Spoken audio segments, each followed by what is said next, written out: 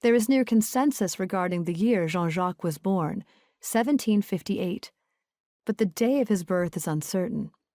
Haitian historian Jules Romand argued in 1903, in preparation for the centenary of Haitian independence, that Dessalines was born on September 20th, 1758, and that date is popularly celebrated as his birthday.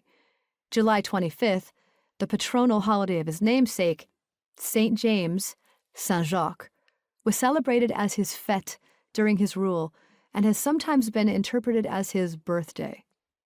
The reason for the confusion is that enslaved people were almost entirely excluded from the parish records, the documents that historians typically use to learn more about a person's life and lineage.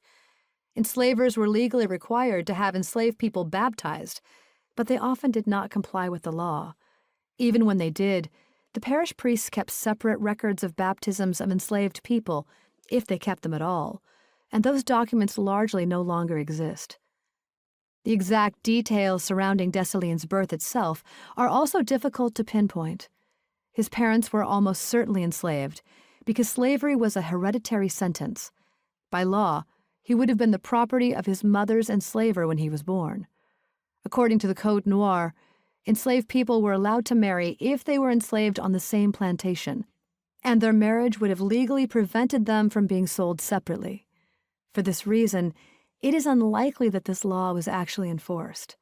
Similarly, the law discouraged enslavers from separating children from their parents, yet the plantation system provided little support for family structure and prioritized plantation work.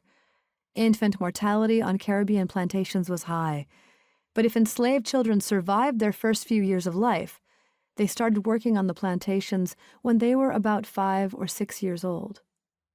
Even before that age, Jean-Jacques was probably separated from his mother.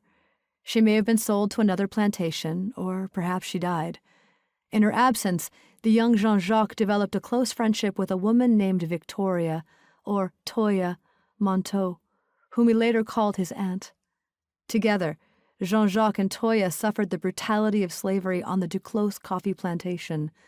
Years later, in a rare moment in which Dessalines reflected on his life under slavery, he described the bond that he formed with Toya. Like me, he recalled, she had to endure all the pain, all the emotions during the time that we were condemned to work side by side in the fields.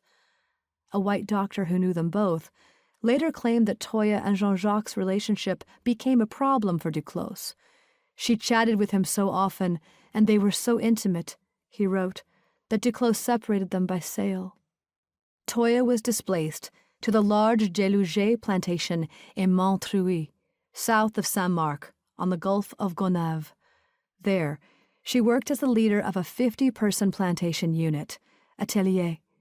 In that position, claimed the white doctor, Toya looked, acted, and sounded much like a military general.